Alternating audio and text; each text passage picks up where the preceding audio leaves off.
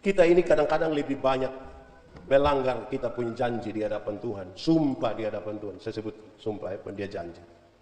Daripada melanggar sumpah adat. Woi, sumpah adat itu orang tak langgar. Tapi kalau janji di hadapan Tuhan kita langgar gampang. Betul kok? Saya bertanya berulang-ulang, kenapa sampai orang tidak terlalu suka untuk yang gereja punya, tapi yang adat punya itu dong ketakutan. Ternyata ini soal kebudayaan. Muni ipa timor naumat piu. Atau inukuan hena nosom nanukun. Bifekuan hena taikun talantia. Itu bahasa Inggris. Dia mau kasih tahu begini. Sekarang dunia semaju. Kami laki-laki timur juga tidak mau pakai selimut. Kami pakai celana panjang. Yang perempuan tidak mau pakai sarung lagi, mereka pakai daster. Tidak apa-apa, saya tidak bilang bahwa pakai celana panjang, pakai daster salah, tidak. Tapi jangan lupa bahwa kita pasti ada filosofi tertentu di balik ini tendunan-tendunan yang kita pakai. Tapi saya lihat sekarang kan kita lebih nyaman pakai yang lain. Ketika disuruh kita buat anak dong pakai ini selimut, pakai sarung, itu dong rasa kepumbarat, dong tersiksa. Tapi kalau suruh pakai celana robek-robek itu dong juara 4. Pakai selimut yang tutup sampai mata kaki, pakai sarung yang tutup sampai mata kaki, dia tidak mau. Tapi dia suka pakai itu CU lenanesa.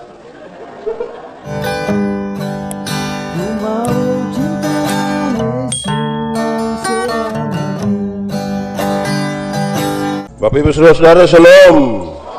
Yang di luar, Shalom.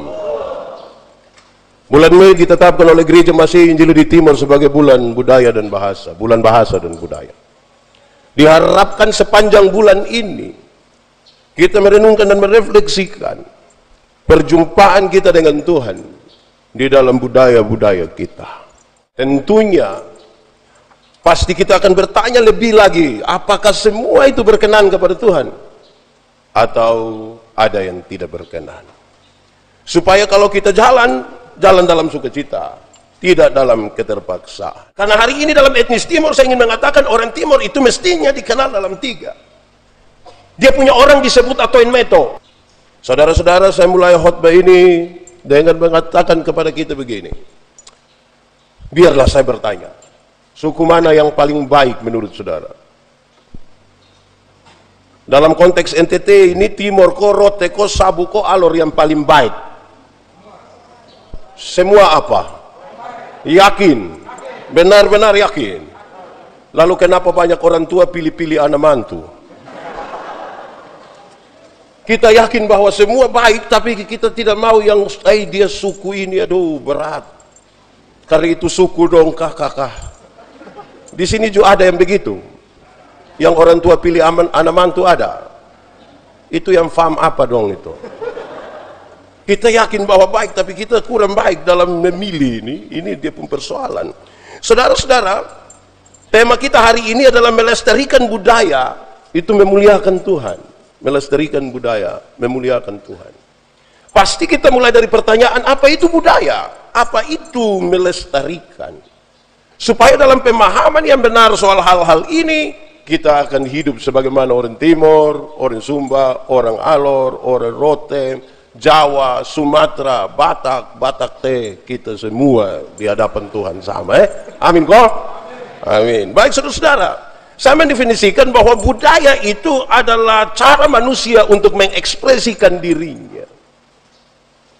Budaya itu adalah cara manusia untuk mengekspresikan dirinya, bukan dia sendiri tapi bersama-sama dalam satu kelompok. Dalam ekspresi itu ada bahasa. Dalam ekspresi itu ada tindakan. Dalam ekspresi itu ada nilai-nilai. Bahasa, tindakan, nilai. Dia punya bahasa disebut Wameto, dan dia pun tempat namanya Pahmeto. Meto. Meto itu secara harfiah artinya kering. Dia punya orang nama Atoin Meto. Kalau dia Atoin Meto, dia jangan bikin sama ke orang lain, karena dia Atoin. Di sini ada yang orang Timor. Tidak usah angkat tangan, saya lihat kita muka sama semua. Kalau dia orang Timur, berlakulah seperti orang Timur. Tidak usah dia bikin sama kayak orang Bugis. Tidak usah dia bikin sama kayak orang Eropa. Karena dia orang, dia punya bahasa namanya Uabmeto. Uabmeto itu mantap toh. Lasio manapinut neone. Mantap itu. Bahwa kita harus belajar bahasa-bahasa lain tidak apa-apa, tapi belajar juga menghargai bahasa sendiri. Saya berkhotbah di mana-mana di bulan budaya bahasa, saya kasih tahu orang Timur pun bahasa itu terlalu mantap. Walaupun penuh makna. Paling tidak ada dua hal. Yang pertama, saudara-saudara, orang Timur pun bahasa itu sama ke bahasa Inggris juga. Kalau orang Inggris bilang I love you, kami orang Timur bilang I love you. Sama. I love you artinya ini benar-benar perempuan. Betul kok tidak? Nah, pelajaran kayak kita pun bahasa. Thank you, apa artinya? Apa artinya? Orang Barat boleh bilang thank you itu artinya terima kasih. Kami di Timur thank you itu artinya tanam asa. Jadi kalau ada orang Barat bilang thank you, kita bilang ya, oh thank you mau karena fuafa pa. Favinaugnans. Jadi belajar menghargai bahasa sendiri. Yang menarik saudara-saudara dalam perjalanan berbudaya kita, bahwa kita ini tidak harus sama dengan orang lain dalam ekspresi kita masing-masing. Itu dulu yang ingin saya sampaikan pertama. Saudara-saudara, tapi yang penting di sini adalah nilai-nilai dalam budaya itu tidak boleh bertentangan dengan Tuhan. Kenapa? Baru minggu lalu kita membaca satu bagian pembacaan Alkitab menurut Mazmur 67. Di ayat 5 dijelaskan dengan baik dalam Mazmur 67 ayat 5, kiranya suku-suku bangsa bersuka cita dan bersorak-sorai, sebab Engkau memerintah bangsa-bangsa dengan adil dan menuntun suku-suku bangsa di atas bumi. Mazmur 67 ayat 5 itu memberi pesan yang sangat kuat, bahwa ini suku-suku bangsa yang ada di dunia ini, Tuhan yang memerintah atasnya, Tuhan yang menuntun mereka. Karena itu bangsa-bangsa yang dipimpin oleh Tuhan dan dituntun oleh Tuhan, dia tidak boleh dalam nilai, dalam bahasa, dan dalam prakteknya bertentangan dengan Tuhan. Tidak boleh. Karena itu apa yang paling tidak boleh, saya kira ada dua. Yang pertama, kekristenan itu paling larang itu penyembahan terhadap roh orang mati. Jangan sengaja pakai adat untuk sembah ini orang mati dulu. Atau pengakuan bahwa semua barang itu ada Tuhan. Kayu juga ada Tuhan, pohon ada Tuhan, air ada Tuhan, batu ada Tuhan, semua Tuhan. Sampai kadang-kadang pohon beringin ada bagus-bagus di situ, dong lewat malam-malam dong bilang, Bapak, ini berat. Yo, memang menurut saudara berat kok tidak? Berat kok tidak? Memang berat, pohon beringin besar berat. Tapi bukan ada setan di situ. Kadang-kadang kita berbicara tentang Tuhan, tapi pengakuan kita ada di setan. Saya selalu pakai contoh ini. Saya lahir besar di Soe. Kalau saya cerita tentang Soe, saudara percaya atau tidak? Saya lahir besar di Soe. Tahun 96 baru datang sekolah teologi di Kupang. Kalau saya bicara tentang Soe, saudara percaya atau tidak? Percaya. Tapi kalau saya lahir besar di Soe, lebih banyak bicara tentang Surabaya, saudara percaya atau tidak? Kenapa saudara tidak mau percaya? Apa yang ingin saya katakan? Banyak orang mengaku percaya kepada Tuhan, berdoa kepada Tuhan, tapi kalau dia sakit sedikit pasti setan. Pokoknya jangan apa-apa sedikit, pasti setan. Sampai terakhir angin keras dia pun nama apa? Mulut kita mengaku tentang Tuhan, tapi banyak kali pengakuan kita tidak datang kepada Tuhan. Sakit sedikit dia bayangkan, ini tadi saya minum di mana ini? Pasti tetangga dong di sebelah ini, Bapak. Kenapa? Dorang iri hati dengan saya. Iri hati dengan kamu karena apa? Saya hidup terlalu susah, jadi dong iri hati, Bapak. Siapa yang tiap hari mau duduk ke suanggi kita? Saudara-saudara, memang ini hal yang serius sekali. Saya harus ulang ini, saudara. Saya tanya kita, kalau orang yang sumati itu bisa omong ke tidak? Orang mati bisa omong ke tidak? Yakin? Betul? Memang tidak bisa. Orang mati tidak bisa omong. Sebab kalau orang mati bisa omong, itu pas dia mati, kalau kita kas mandi mau ganti pakaian, pasti kita buka dia kancing dan dia akan wah.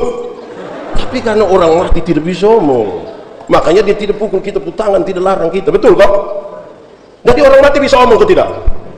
Yakin? Tapi saya keliling ini NTT, banyak jemaat yang datang di saya bilang begini, Bapak, yuk, tadi malam nenek ada datang. Jadi saya tanya, siapa pun nenek? Kita pun nenek, Bapak. Nenek tinggal di mana? Itu hari nenek tinggal di sini, Bapak. Sekarang nenek sumati. Hei, yang betul itu orang mati bisa omong kok tidak? Bisa kok tidak? Bisa kok tidak? Yang di luar orang mati bisa omong kok tidak? Nah, yang tadi malam nenek datang itu siapa pun nenek? Nenek datang kasih tahu apa? Nenek datang kasih tahu nomor KP, Bapak. Wah, itu nenek berat itu. Di Jalan Bajawa juga ada, di Petra ada, dia majelis ko jemaat.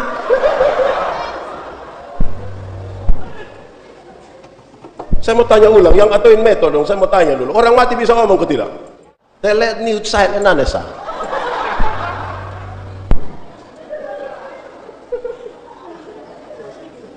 Kadang-kadang ini orang timur dong, ini dong percaya kepada orang yang sumati sekian lama, masuk di dalam anggota keluarga tertentu dan berbicara dan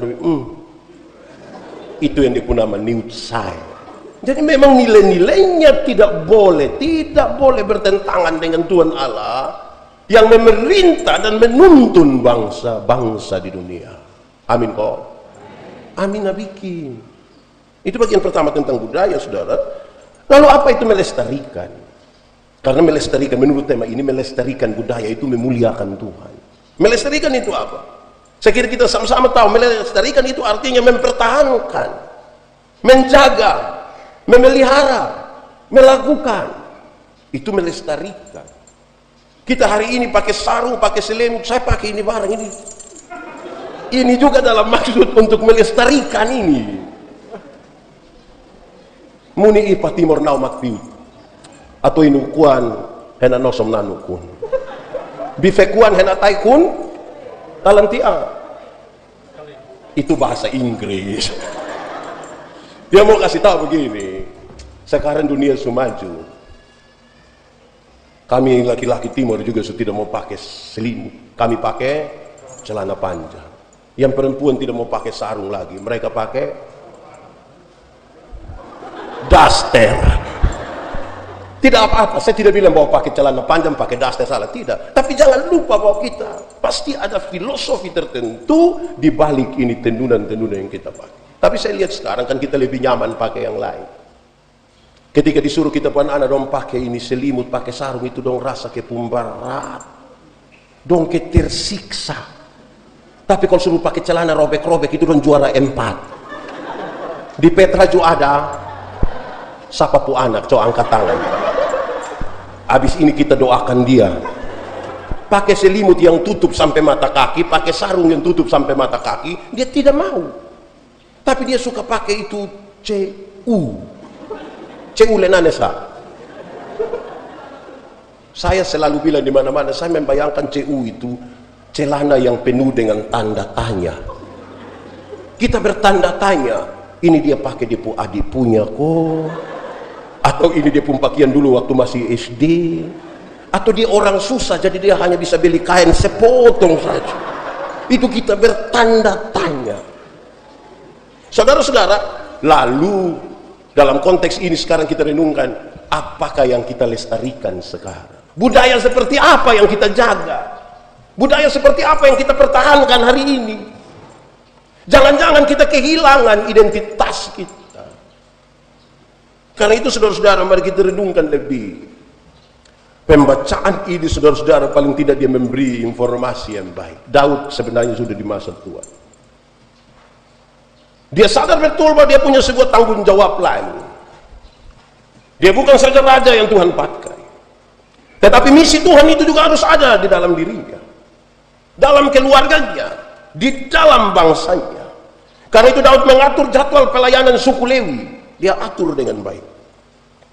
Daud membantu memelihara keteraturan pelayanan suku Lewi tersebut di bawah raja-raja setelah dia nanti. Dia ingin menetapkan sesuatu di situ. Dia ingin membangkitkan dan menunjukkan sesuatu yang baru sebagai kebiasaan mereka. Selanjutnya apa yang telah diatur oleh Daud berfungsi terus-menerus sebagai dasar untuk organisasi keagamaan Israel hingga kesamaan perjanjian baru dan seterusnya. Ini menjadi sesuatu yang penting. Kenapa? Karena sebagai pribadi, sebagai persekutuan, sebagai bangsa Israel, mereka bukan saja membangun hidup mereka secara personal dan secara sosial di antara mereka, tetapi mereka juga mesti membangun hubungan mereka dengan siapa? Karena itu maka mereka mesti diatur dengan cara-cara yang baik, dengan sistem yang baik. Saudara-saudara, berdasarkan pembacaan itu pembacaan pun panjang lagi. Pertama Tawarik pasal berapa? 23 ayat 1 sampai 32. Tadi yang tidak bawa Alkitab itu dia pikiran. Pembacaan bukan saja panjang. Mamtua pakai bahasa apa kok tadi? Tetapi dia memberi pesan. Pembacaan tentang pengaturan suku Lewi itu memberi pesan. Saya mencatat ada 3 pesan berkaitan dengan teks ini, sekaligus juga berkaitan dengan tema kita hari ini, memelihara budaya, memuliakan Tuhan. Yang pertama, saudara-saudara, pembacaan yang panjang itu memberi pesan regenerasi, pergantian dan persiapan untuk mengganti pemimpin. Daud menunjuk Salomo untuk menggantikannya. Saya kira ini sesuatu yang baik, karena sistem pemerintahannya itu adalah kerajaan, maka dia memilih Shalom. Kenapa hal ini baik, saudara-saudara? Karena memang seringkali tidak secara sengaja kita mempersiapkan pemimpin-pemimpin. Bapak mama itu terlalu kuat, keluarga itu merasa terlalu kuat. Kita pun budaya ini baik juga, tapi pada titik tertentu kita tidak siap orang yang bisa mengatur sesuatu dengan baik. Banyak orang tua mendominasi banyak sekali hal, bahkan sampai soal-soal pernikahan. Saya mau tanya dulu Bapak Ibu semua yang dikasihi Tuhan, kalau kita kasih nikah orang itu dong orang besar atau anak kecil? Dong dewasa atau anak-anak? Yakin.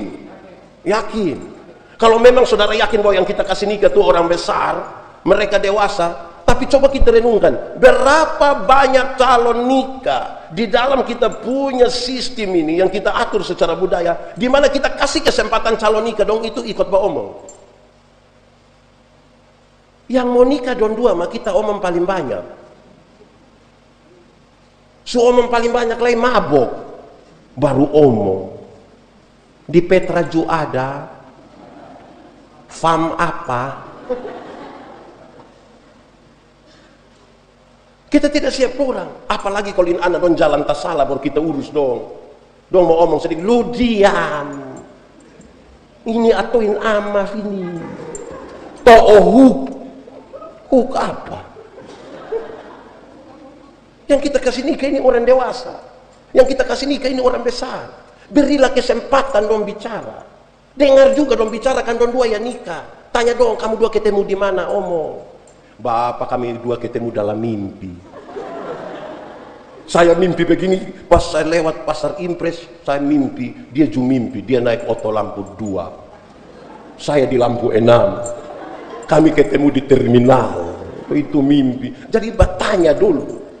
Saudara-saudara, ekspresi dari bangsa ini ditunjukkan dalam hampir semua keseluruhan sisi hidup. Pernikahan, kematian, pertanian, musik, semua.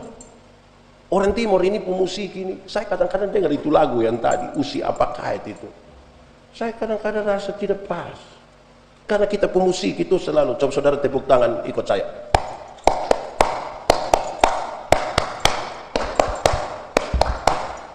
Hoi alek totafa amnasit mamuni panat bitimoni loh onen toti nitu inaim lanang kantu kanat teknik.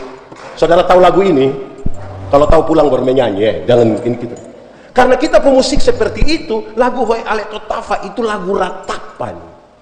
Ratapan di mana ini orang dong punya hasil-hasil dong ini tidak ada. Usi, ubi dong ini tidak ada. Tapi kita pun menyanyi pakai menari. Siapa yang lapar menari, coba angkat tangan.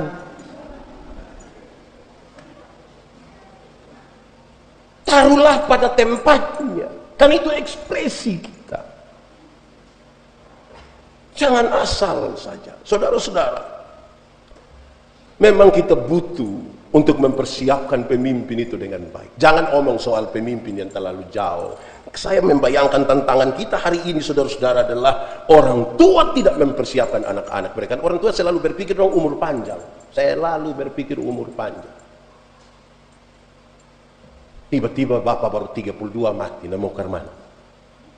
Ini anak dong siapa yang urus? Siapa yang akan berdiri menggantikan?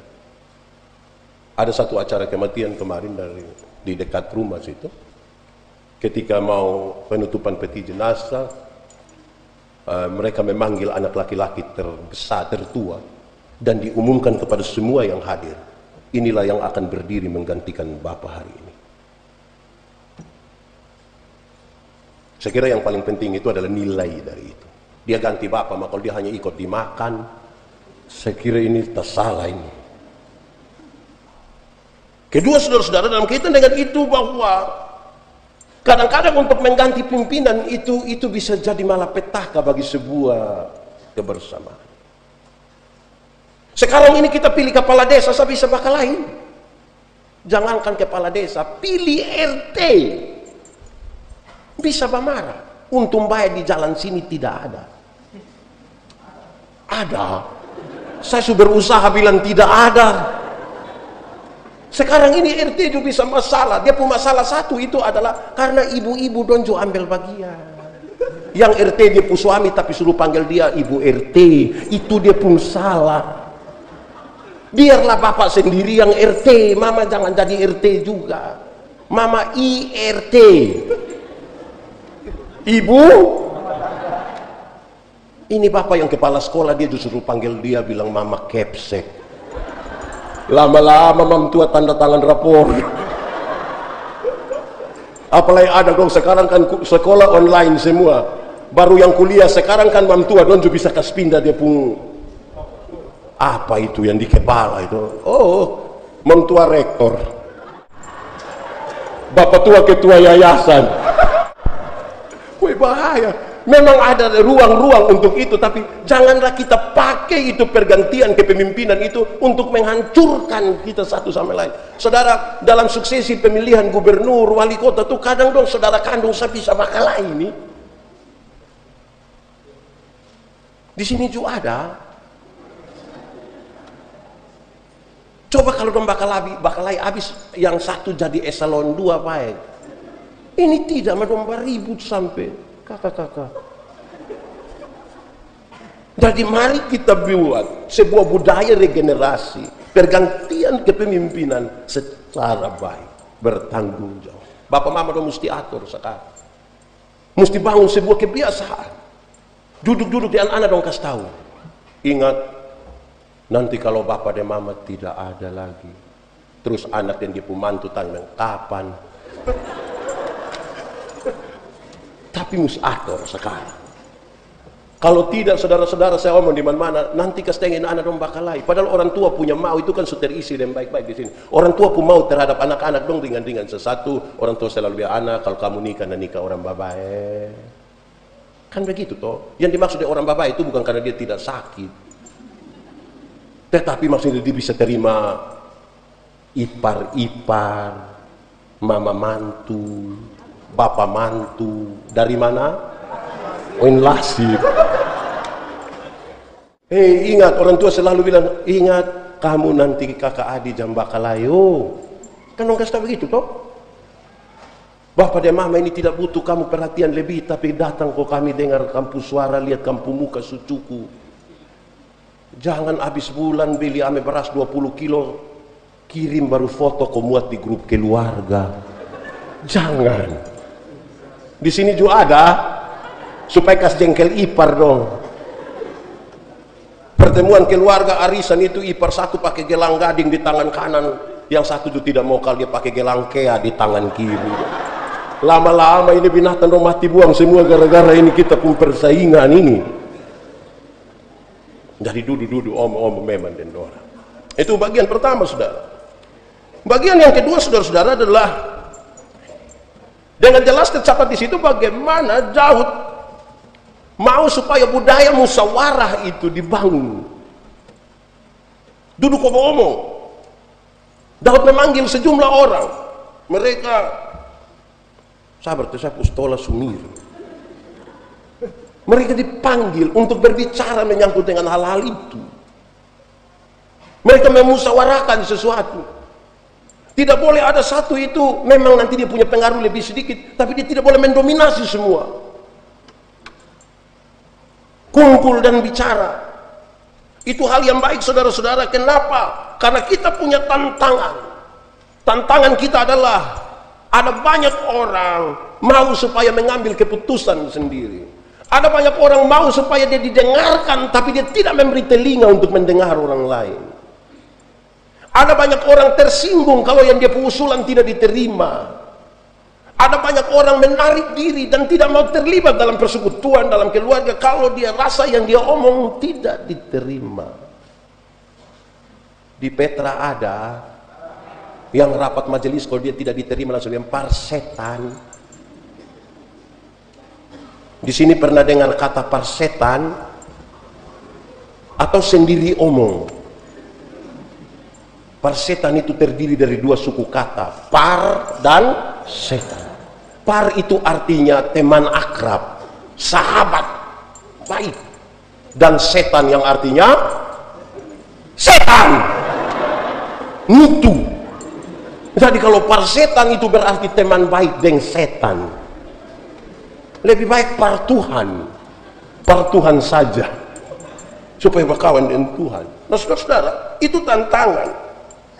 Kita diminta untuk mengambil sebuah kebersamaan, keputusan secara bersama-sama. Budayakanlah itu. Ada apa-apa nak kita kerja bersama-sama, bekerja bersama-sama. Saudara tidak tahu lagu ini? Nah, kenapa suruh saya solo? Bekerja bersama-sama, jalan berdekat-dekat, hiduplah beramah-ramah, bersehati. Mantap, lanjut. Kuat sedikit.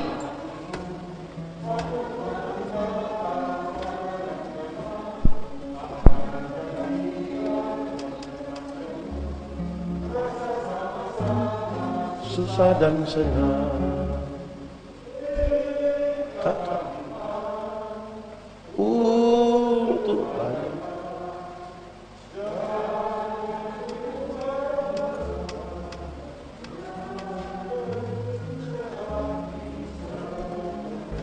ternyata saya juga tidak tahu.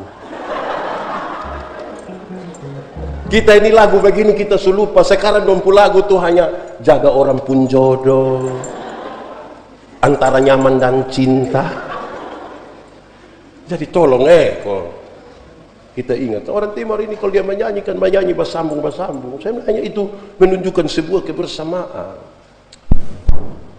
Ketiga, saudara-saudara, pembacaan tadi mengisyaratkan dengan baik dan memberi pesan, menyiapkan sebuah sistem pengaturan organisasi dan pembagian tugas yang baik. Ada sistem yang dibangun, organisasi, uraian tugas, pembagian kerja, supaya masing-masing urus dia pun pekerjaan. Karena banyak sekali kita meninggalkan kita pun pekerjaan, kopi urus orang lain pun pekerjaan. Banyak orang sering sekali meninggalkan dia pun masalah rumah tangga untuk urus orang lain pun masalah rumah tangga.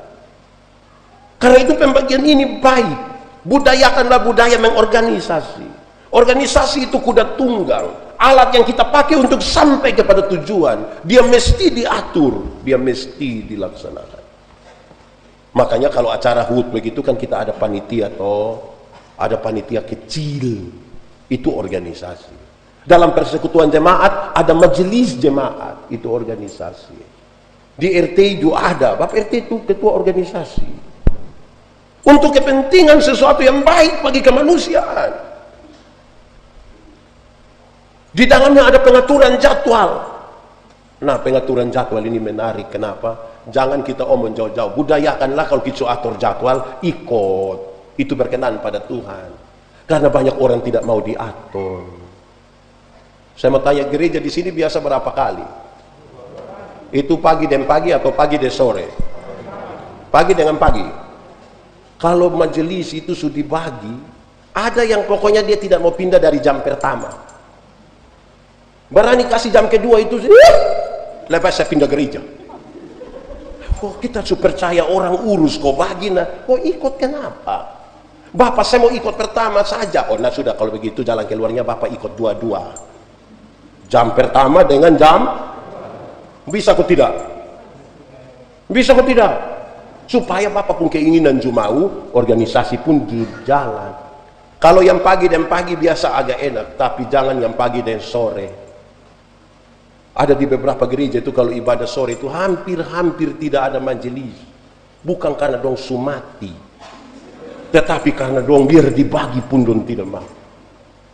Di Petra,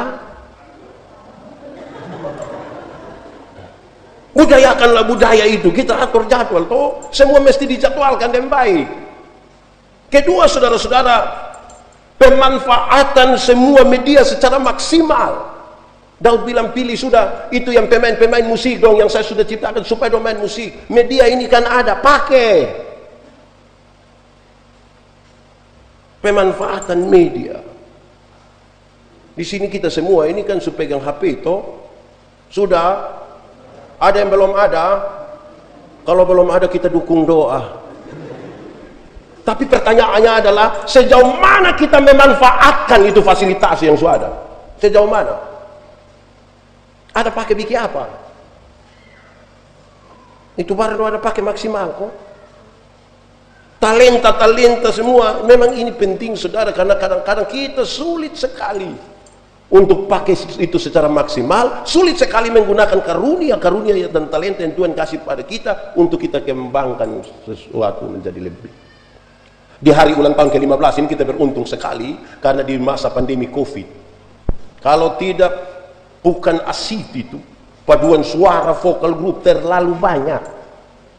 Padahal kalau ibadah biasa dong tidak menyanyi, dijadwalkan juga tidak. Tapi kalau bilang pas hari ulang tahun ketua klasis ada, wali kota ada, gubernur ada, itu solo judia, duet judia, paduan suara judia, vokal grup judia, terima tamu judia, terakhir sambutan judia. Di Petra ada, dia ada duduk di sini, dia pakai baju warna apa? Coba semua lihat dia. Kenapa lihat saya? Saudara-saudara, itu penting. Tapi kita butuh sumber daya yang baik untuk pemanfaatan secara baik. Saya jalan sama-sama dengan ini teman-teman, saudara-saudara yang membantu untuk bikin siaran langsung segala macam. Saya kasih tahu dong, saya pendeta Yandin hanya bisa khotbah, jangan suruh urus barang lain. Sebab saya pitendes itu barang, itu kanodong, itu akan menyala semua. Asap. Kenapa kita pusat sistem gereja dong rusak? Karena semua tangan piko. Di Petra juga, kuti dia pujari. Subagi tugas itu masing-masing atur secara maksimal. Kalau tidak kita bermasalah, saudara. Padahal ini semua untuk apa? Untuk sebuah persekutuan, bukan saja di antara kita, tapi persekutuan kita dengan Tuhan Allah. Anak-anak yang main musik ini kan bagus. Dong bisa bermain. Daripada dong bermain di situ, kok ganggu-ganggu nona, dong pange dong kok dong bermain di sini. Saya pendeta kan tidak tahu main. Orang tanya saya pendeta bisa alat musik, ya, tapi hanya satu sah. Apa? Itu juga alat musik tiu. Apa? Saksofon? Bukan. Apa? Livri. Itu bulan Agustus baru kita pakai.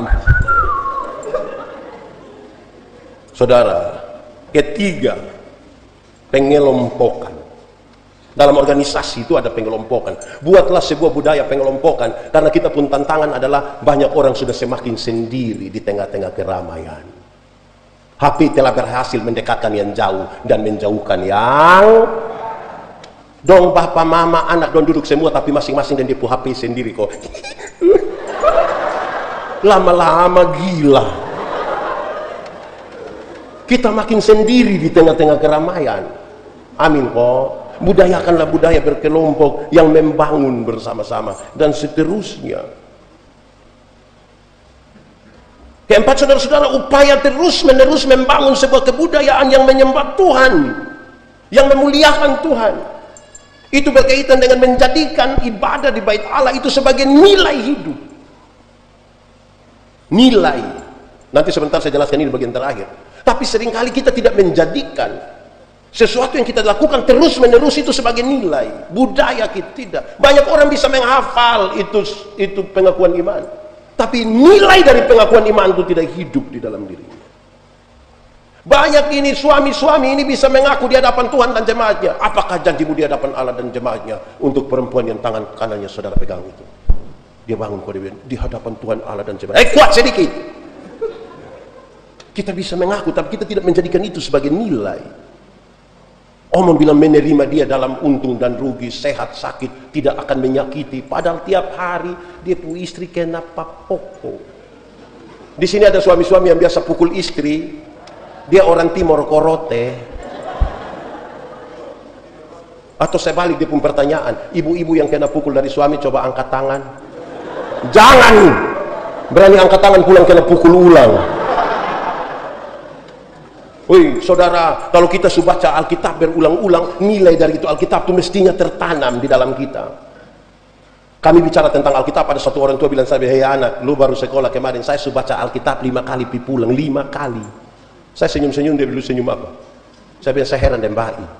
Kenapa? Baca Alkitab sudah 5 kali pi pulang, tapi bayi masih sombong begini. Nilai apa yang kita mau ambil di situ? Harusnya kalau sudah baca pi pulang itu ada nilai dalam hidup kita, dalam penyembahan kita dan seterusnya. Yang terakhir saudara-saudara, membangun sebuah karakter diri yang berkenan kepada Tuhan. Dalam budaya saudara, mari kita budayakan itu. Kenapa? Karena dalam budaya banyak orang suka dia punya yang enak-enak, yang baik-baik, tapi nilainya yang disenangi bukan Tuhannya, tapi mungkin pesta poranya. Kita pun budaya satu itu kan pesta toh. Kami bikin acara syukuran, dong undang saya ke khotbah. Saya pergi itu, kami pun biasa itu kalau ibadah orang tidak banyak. Pas makan bisa sambung. Saya ulang, pas ibadah orang tidak banyak. Pas makan tahu juga. Saya nanti bikin acara di rumah saya ganti, makan duluan baru doa.